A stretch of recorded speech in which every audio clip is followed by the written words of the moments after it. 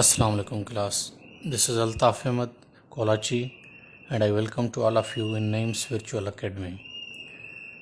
Today we are moving forward towards the same topic but the further rules of it, which is error detection. Yesterday we had discussed two rules of error detection and error correction, and now we are moving forward the other rules. हाणे कल्ह असां ॿ rule पढ़िया हुआसीं त error detect कीअं कजे ऐं उनखे करेक्ट कीअं कजे। हाणे जॾहिं तव्हांखे करेक्शन ख़बर हूंदी तव्हांखे डिटेक्शन पाणे थी वेंदी। जेकॾहिं तव्हांखे सही शइ ख़बर हूंदी त पोइ तव्हांखे ख़बर पवंदी न ग़लति शइ छा आहे। ठीकु आहे, हाणे इन जे करे मां तव्हांखे रूल्स पढ़ायां थो, इहे तव्हांजे वॾे इंपॉर्टेंट आहिनि। हाणे जेको आयो आहे IBA जो सिलेबस जेको आहे उन में एरर डिटेक्शन आहे। हाणे असां रूल नंबर 3 पढ़ूं था एरर डिटेक्शन में। हाणे इन में आहे त some nouns are plural in form. उहे नाउन फॉर्म में प्लूरल हूंदा आहिनि बट सिंगुलर इन मीनिंग। उन्हनि जी माना जेका आहे उहा सिंगुलर आहे, जेको आहे सिंगुलर वरिती वेंदी आहे। उहे सिंगुलर वर्ब खणंदा आहिनि। फॉर्म माना शक्ल में उहे लॻंदा ई आहिनि त प्लूरल आहिनि, पर उन्हनि जी माना सिंगुलर हूंदी आहे। उहे वर्ब पाण सां कहिड़ो खणंदा आहिनि, सिंगुलर ई खणंदा आहिनि। मिसाल तौरु हाणे हिते तव्हां ॾिसो, this news are not correct. हाणे हिन में तव्हांखे एरर डिटेक्ट करणी आहे त ग़लती किथे आहे। पोइ हाणे जेको मथे तव्हां कानून पढ़ी आहियो, some nouns are plural in form. ॾिसण में प्लूरल नज़र ईंदा। हाणे जीअं हिते आहे न्यूज़, हाणे इन में तव्हां पूरे में नाउन ॾिसंदव न, तव्हांखे सिर्फ़ु इहे मिलंदो न्यूज़ नाउन आहे। हाणे न्यूज़ तव्हांखे लॻे प्लूरल थो, दरअसल इहो आहे छा, इहो सिंगुलर आहे सिंगुलर त खणंदो वर्ब कहिड़ो जो खणंदो, सिंगुलर जो ई खणंदो न। ठीकु आहे, हाणे हिते दिस में काई ग़लती न आहे, आर में ग़लती आहे। हे न्यूज़ तव्हांखे प्लूरल लॻे थो पर आहे सिंगुलर। न्यूज़ सां गॾु आर न लॻंदो आहे, सिंगुलर आहे, सिंगुलर ई वर्ब खणंदो आहे पाण सां। ठीकु आहे न। ऐं हिते करेक्ट में बि का ग़लती कोन्हे। This news is not correct थींदो आहे, आर न थींदो आहे। Therefore you will have to detect option B as the error in the sentence. Option B खे ऑप्ट कंदो त ऑप्शन बी में एरर आहे। हिते आर जी जॻह ते छा अची वेंदो, हिते आर जी जॻह ते इज़ अची वेंदो। हाणे इहो जुमिलो सही थी वियो। ठीकु आहे, हाणे इन तरीक़ेकार सां हाणे असां ॿियो सेंटेंस पढ़ूं था। हाणे जीअं आहे ethics deal with the problem of morality. हाणे हिन में ॾिसूं था त कहिड़े वर्ड में जेको आहे ग़लती आहे। हाणे हेॾे ॾिसो, तव्हांखे हिते बि इथिक्स नाउन आहे, हिते इथिक्स तव्हांखे लॻे प्लूरल थो पर दरअसल आहे इहो सिंगुलर। ठीकु आहे न, इहो सिंगुलर आहे, माना बि सिंगुलर जी खणंदो आहे। लॻंदो तव्हांखे प्लूरल आहे, इहो सिंगुलर जी माना खणंदो आहे। इन जे लाइ इन सां वर्ब कहिड़ो हूंदो, उहो बि सिंगुलर ई ईंदो।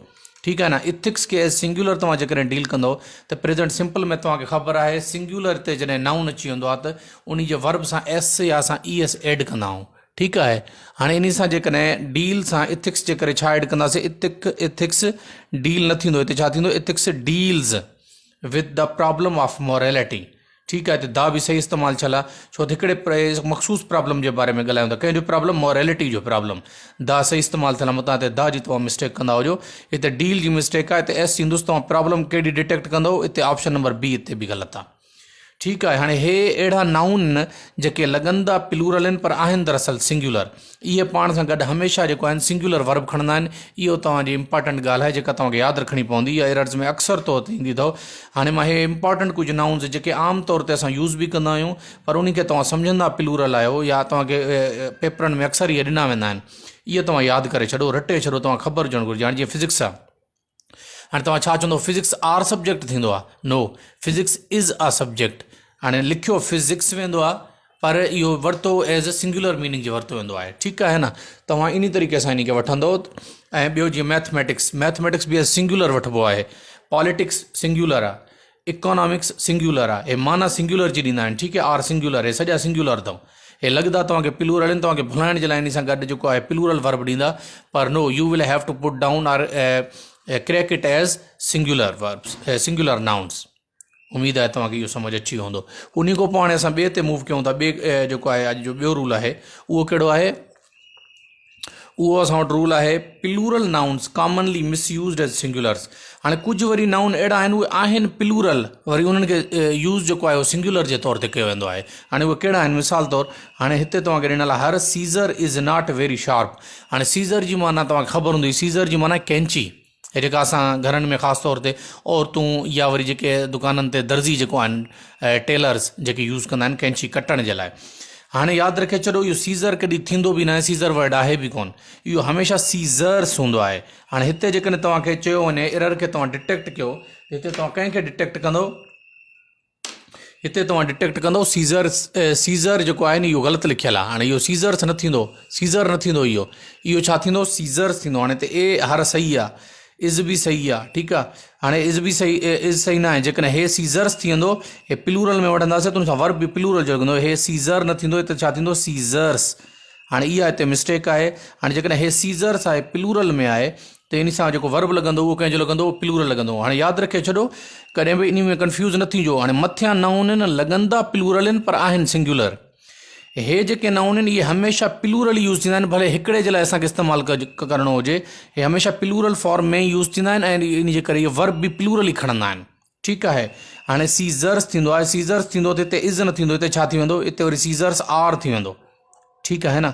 हर scissors are not very sharp. हाणे हे करेक्ट जुमिलो इहो आहे। हाणे तव्हांखे जेकॾहिं उहो डिटेक्ट करण लाइ चवनि त ऑप्शन ए सही आहे, ए में ग़लती आहे, बी में ग़लती आहे, सी में ग़लती आहे, या डी, बी ऐं सी ॿिन्ही में ग़लती आहे। हाणे ज़ाहिरी ॻाल्हि आहे, जीअं मां तव्हांखे सम्झायो त हिते सीज़र न थींदो, सीज़र्स थींदो। हाणे जेकॾहिं हिते सीज़र्स थींदो त इहो वर्ब कहिड़ो पाण सां खणंदो, इहो बि प्लूरल में ई खणंदो, इज़ न थींदो, आर थींदो। इन जे करे बी ऐं सी ॿिन्ही में ग़लती आहे। तव्हां कंहिंखे ऑप्ट कंदो, कंहिंखे टिक कंदो, ऑप्शन नंबर डी खे टिक कंदो त बी ऐं सी ॿिन्ही में एरर हुई। असांखे उहा करेक्शन जो बि मां तव्हांखे सम्झाए छॾियो त उन में करेक्शन जेका आहे उहा कीअं थींदी, ठीकु आहे। उन खां पोइ नेक्स्ट ते मूव कंदा आहियूं। हाणे आहे ॿियो आहे these goods is for sale. Goods जी माना तव्हांखे ख़बर आहे, गुड्स माना आहे सामान, ठीकु आहे न। हे जेके सामान घणी तादाद में जेको हूंदो आहे हिकु जॻह खां ॿी जॻह ते मूव कंदो आहे। हाणे हे गुड्स खे तव्हां कॾहिं बि एज़ गुड इस्तेमालु नथा करे सघो। हाणे जीअं हिते मां तव्हांखे ॿुधायो सीज़र्स खे तव्हां कॾहिं बि सीज़र जे तौर ते इस्तेमालु नथा करे सघो। इहो करेक्ट वर्ड सीज़र्स ई आहे, प्लूरल ई रहंदो, इहो सिंगुलर कॾहिं इस्तेमालु थींदो ई कोन, प्लूरल ई रहंदो, इन जे करे वर्ब बि प्लूरल ई खणंदो। ईअं गुड्स जेको आहे इहो प्लूरल वर्ब आहे, त इहो जेको प्लूरल नाउन आहे इहो वर्ब कहिड़ो खणंदो, इहो प्लूरल जो ई खणंदो। हाणे हिते जेकॾहिं तव्हांखे एरर डिटेक्ट करण लाइ चयो वञे, हाणे हिते तव्हां ॾिसंदो दीज सही लिखियलु आहे, स्पेल बि सही आहे, गुड्स सही लिखियलु आहे, स्पेल बि सही आहे। हाणे गुड कॾहिं बि न थींदो, ठीकु आहे न। गुड्स थींदो सामान, रसद जो सामान, पहुचाइण जो सामान वग़ैरह वग़ैरह। हे गुड्स इहो सही इस्तेमालु थियल आहे। हाणे सेल जी स्पेल ॾिसंदो, सेल जी स्पेल बि सही अथव, SALE, विकिरे जे लाइ आहे, ठीकु आहे। हाणे हिते इस ग़लति छा आहे, एरर कहिड़ी आहे, हिते एरर आहे सी, इहो इज़ न इस्तेमालु थींदो, बल्कि छा these goods are for sale, हीउ जेको सामान आहे इहो विकिरे जे लाइ आहे सामान, ठीकु आहे। हाणे हिते एरर कहिड़ी हुई, इहो हुई। हे जेके नाउन्स आहिनि इहे हमेशह प्लूरल यूज़ थींदा आहिनि ऐं इहे पाण सां जेके वर्ब खणंदा आहिनि उहो बि प्लूरल वर्ब खणंदा आहिनि पाण सां। हे मां तव्हांजे लाइ स्पेशल उहे नाउन कढी आयो आहियां जेके इंपॉर्टेंट आहिनि, तव्हां रटे छॾो। हे नाउन कॾहिं बि सिंगुलर जे तौर ते इस्तेमालु थींदा ई कोन, ठीकु आहे। कहिड़ा, हाणे जीअं सॉक्स, जुराबा, कॾहिं बि तव्हां ईअं कोन चवंदो I put on my sock, मां पंहिंजो जुराबो पातो, न न न थींदो आहे। I put on my socks थींदो आहे। हे हमेशह प्लूरल में इस्तेमालु थींदो। सेविंग्स, जेकी जीअं असां बैंक में रखंदा आहियूं पंहिंजो सेविंग्स हूंदियूं आहिनि, चवंदा आहियूं असांजी सेविंग कॾहिं बि न चवंदासीं, सेविंग ग्रामेटिकली रॉन्ग आहे, इहो हमेशह सेविंग्स इस्तेमालु थींदो। My savings are not considerable, मां वटि घणियूं सेविंग्स न आहिनि। उन खां पोइ स्पेक्टेकल्स, जे चश्मो आहे, स्पेक्टेकल्स। हाणे इहो बि तव्हांखे थोरो ईअं जेको आहे न सेंस ॾींदो हलां, इहे हमेशह प्लूरल जे तौर ते छो इस्तेमालु थींदा आहिनि, सिंगुलर छो इस्तेमालु नथा थी सघनि। हाणे हिते तव्हां मिसाल सम्झो, हाणे जीअं सीज़र्स आहे, कैंची। हाणे कैंची तव्हां ॾिसी सघो था, कैंची जा 2 पेयर हूंदा आहिनि उन मेटल जा, ठीकु आहे न। जेकॾहिं हिकिड़ो मेटल निकिरी थो वञे, कैंची जो सिर्फ़ु हिकिड़ो ई तेज़ धार वारो मेटल या पासो तव्हां वटि रहिजी वञे, त तव्हां उन खे कैंची चई नथा सघो, छो त उहो हिकिड़ो त अकेलो त कमु ई न कंदो, उहो एज़ नाइफ कमु करे सघे थो, छुरी जे तौर ते कमु करे सघे थो, तव्हां उन सां कटे सघोसि था। कैंची ठहंदी तॾहिं जॾहिं उहे 2 जेके आहिनि पेयर में यूज़ थींदा, तॾहिं उनखे चइबो सीज़र्स। उमेदु आहे तव्हांखे सम्झ अची वेंदो। उन खां पोइ स्पेक्टेकल्स। हाणे स्पेक्टेकल्स चइबो आहे चश्मे खे, जेको फॉर एग्ज़ाम्पल आई साइट लाइ थींदो आहे या उहे बि तव्हां यूज़ कंदा इन खे स्पेक्टेकल्स चइबो आहे। हाणे इहो छो चयो वेंदो, छो त इहे शयूं पेयर्स में हूंदियूं आहिनि। हाणे स्पेक्टेकल बि तव्हां ख़बर आहे 2 अखियूं हूंदियूं आहिनि इंसान खे, त ग्लासिस जा 2 पेयर लॻल हूंदा आहिनि उन में। जेकॾहिं इहो कॾहिं पॉसिबल बि न आहे न त हिकु पेयर लॻल हुजे हिकु पेयर लॻल ई न हुजे उनखे तव्हां चश्मो कंप्लीट चई नथा सघो। अहिड़ो चश्मो कोई पाईंदो बि कोन्हे सवाइ अगरि कोई मिस्टर बीन जे कैरेक्टर न हुजे त ज़ाहिरी ॻाल्हि आहे हिकु गिलास वारो चश्मो त कोई न पाईंदो आहे। ठीकु आहे न, इन जे करे हे जेके नाउन आहिनि हमेशह प्लूरल फॉर्म में यूज़ थींदा आहिनि। ठीकु आहे। हाणे ॿियो आहे असां वटि थैंक्स, चवंदा आहियूं न थैंक्स टू यू। हाणे थैंक्स टू यू हमेशह थैंक्स इस्तेमालु थींदो। अच्छा थैंक जेकॾहिं कंदा फॉर एग्ज़ाम्पल कोई जेकॾहिं तव्हां अञा सोचे आई थैंक यू बि चवंदा आहियूं। हाणे उहो जेको थैंक आहे न उहो नाउन न आहे, आई थैंक यू। हाणे हुते जेको थैंक आहे वर्ब आहे, उहो वर्ब त सिंगुलर जे तौर ते इस्तेमालु थींदो आहे न, वर्ब जी त ॻाल्हि ई कोन था करूं। आहे सिंगुलर सब्जेक्ट आहे, उन सां थैंक सिंगुलर वर्ब आहे। हे जेको थैंक्स आहे इहो नाउन आहे। ठीकु आहे न, थैंक्स माना महिरबानियूं, थैंक्स टू यू तुंहिंजूं महिरबानियूं। ठीकु आहे। उन खां पोइ इहे जेके बि आहिनि नाउन आहिनि इहे हमेशह प्लूरल नाउन रहंदा आहिनि, प्लूरल वर्ब पाण सां खणंदा आहिनि। इहो तव्हां ज़हन में रखे छॾियो। उन खां पोइ असां अॻे रूल ते जेको आहे मूव कयूं था। अॻियों जेको रूल आहे असां वटि उहो कहिड़ो आहे, उहो आहे nouns having same singular and plural forms. हाणे हे उहे नाउन आहिनि जंहिंजो सिंगुलर बि साॻियो आहे प्लूरल बि साॻियो आहे, यानी इहे सिंगुलर में बि इहे साॻा रहंदा, वर्ब जेको आहे हिन जो चेंज थींदो रहंदो। सिंगुलर में सिंगुलर वर्ब खणंदा, प्लूरल में प्लूरल वर्ब खणंदा, पर इन्हनि जी फॉर्म चेंज न थी, यानी इन्हनि जे पोयां एस ई एस या इहे प्लूरल में चेंज न थींदा।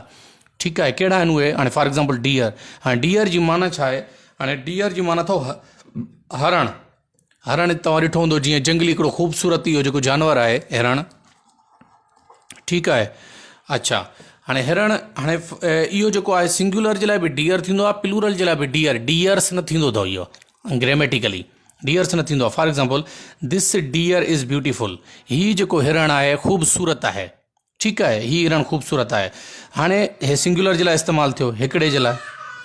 अच्छा दीज डियर आर फास्ट। हाणे ही हिरणियूं जेके आहिनि इहे तमामु तेज़ आहिनि, भॼण में उहे तेज़ हूंदियूं आहिनि, हिननि जो कैरेक्टरिस्टिक आहे इहो, त उहे भॼंदियूं तेज़ आहिनि उहे। हाणे हिते ॾिसो, हिते प्लूरल जो अथव, हाणे हिते डियर्स न थींदो। अगरि तव्हांखे कॾहिं डियर्स ॾिनो वञे त एरर खे डिटेक्ट कंदव तव्हां। हाणे हिन मथे में जेकॾहिं तव्हांखे चयो वञे एरर खे डिटेक्ट कयो, दिस डियर इज़ ब्यूटीफुल। हाणे हिन में तव्हां कंहिंखे टिक कंदव? ए, डियर सही लिखियलु आहे, स्पेल बि सही अथसि। जेकॾहिं DEAR हुजे अञा पोइ तव्हां ए खे टिक कंदव, छो त पोइ उहो जेको डियर आहे उनजी माना प्यारो। उहो पेयर ऑफ वर्ड्स में असां इहे वर्ड पढ़ंदासीं जंहिंजी स्पेलिंग थोरी डिफरेंट हूंदी आहे, लेकिन उन्हनि जो प्रोनाउंसिएशन सेम हूंदो आहे। ठीकु आहे न, इन्हनि खे होमोफोन चयो वेंदो आहे, जंहिंजो प्रोनाउंसिएशन सेम हुजे ऐं उन्हनि जी जेको आहे न एक्चुअल मीनिंग जेको आहे न चेंज हुजे। ठीकु आहे न। अच्छा उन खां पोइ अचो, हाणे हिते ए में का ग़लती कोन्हे, हे डियर आहे, सिंगुलर लाइ इस्तेमालु थियल आहे त वर्ब बि सिंगुलर ई खणंदी, इहो बि ठीकु आहे। ब्यूटीफुल बि सही इस्तेमालु थियल आहे। हाणे हिते तव्हां छा कंदव? हिते तव्हां चवंदव डी, इट मीन्स के you have found no type of mistake in this sentence, no error. हाणे हिते तव्हां का बि एरर जेको आहे उहा डिटेक्ट न कई, इन जे करे तव्हां चवंदव डी ऑप्शन सही आहे, त हिन में कोई मिस्टेक कोन्हे, नन ऑफ दीज़। अच्छा हाणे हिते सिंगुलर में डियर इस्तेमालु थियो। हाणे हिते ॾिसो, दीज डियर आर फास्ट, मतां तव्हां हिते एरर खे डिटेक्ट कयो ऐं हिते डियर सम्झो त डियर्स थींदो, छो त हिते आर आहे। न हे डियर सिंगुलर में बि डियर इस्तेमालु थींदो, घणनि जे लाइ बि डियर इस्तेमालु थींदो, ऐं सिंगुलर में हूंदो त वर्ब सिंगुलर खणंदो, प्लूरल जे लाइ हूंदो त वर्ब जेको आहे उहो प्लूरल खणंदो। ठीकु आहे। त हाणे हिन में ए में का ग़लती न आहे, बी में का ग़लती न आहे, सी में का ग़लती न आहे, ऐं जेको आहे डी आहे for example A and B. हाणे दीज डियर आर फास्ट। हाणे हिते जेकॾहिं तव्हां ॾिसो था, हिते मां ग़लति लिखियो आहे दरअसल। हाणे त हे थींदो, हे मां दरअसल ग़लति लिखियो आहे, ए एंड बी न थींदो, हिते थींदो नन ऑफ देम। ठीकु आहे, नन ऑफ देम थींदो हिते, हिते कोई बि एरर न आहे।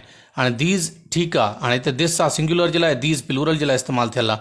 हाणे डियर बि सही आहे। हाणे हिते सिंगुलर जे लाइ इस्तेमालु थियल आहे, सिंगुलर वर्ब खणंदी, प्लूरल लाइ इस्तेमालु थियल आहे, प्लूरल वर्ब खणंदी। ठीकु आहे।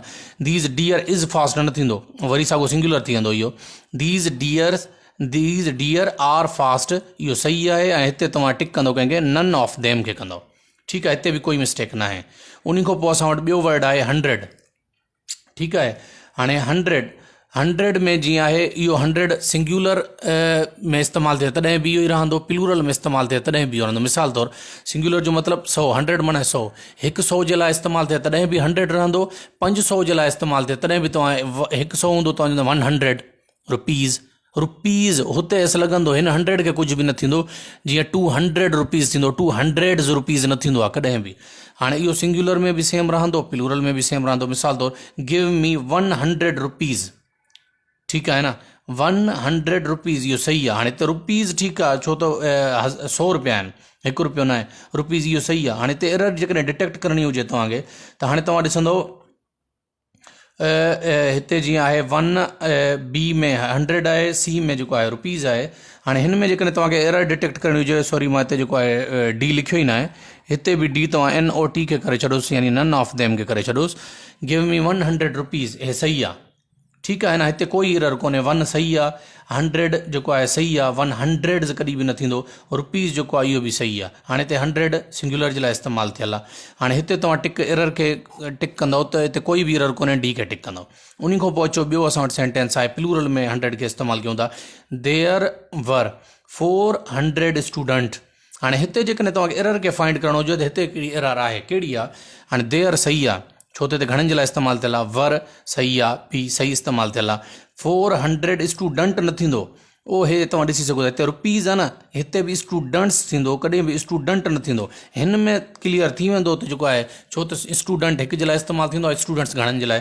हिते 400 छोकिरनि जी ॻाल्हि आहे, 100 रुपयनि जी ॻाल्हि आहे, ठीकु आहे। इन जे करे हिते एस लॻंदो, इन जे अॻे जेको नाउन सां एस लॻंदो, हिते एस लॻंदो, इन सां कुझु बि न थींदो। 100 हमेशह 100 ई रहंदो, ठीकु आहे। उमेदु आहे तव्हांखे हे शइ सम्झ अची वेंदी, इहो कानून आहे इन जो। हाणे हे मां कुझु वर्ड बि लिखिया आहियां जेके तव्हांखे अंदाज़ो हुजे त इहे हमेशह सिंगुलर ऐं प्लूरल, इन्हनि वर्डनि खे कॾहिं बि कुझु न थींदो। सिंगुलर इस्तेमालु थींदा त सिंगुलर नाउन खणंदा, प्लूरल इस्तेमालु थींदा त प्लूरल नाउन खणंदा।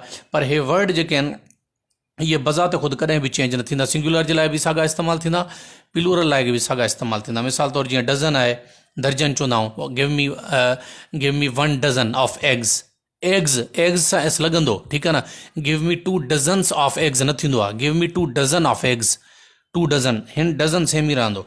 ईअं जीअं 100 आहे, ईअं 1000 बि हमेशह सेम रहंदो। 1000, 3000, 3000 न थींदो, 3000 रुपीज़ थींदो, रुपीज़ सां एस लॻंदो, बाक़ी अहिड़े 1000 सां एस न लॻंदो। उमेदु आहे तव्हांखे अॼु वारो लेक्चर सम्झ अची वेंदो। वॾी महिरबानी।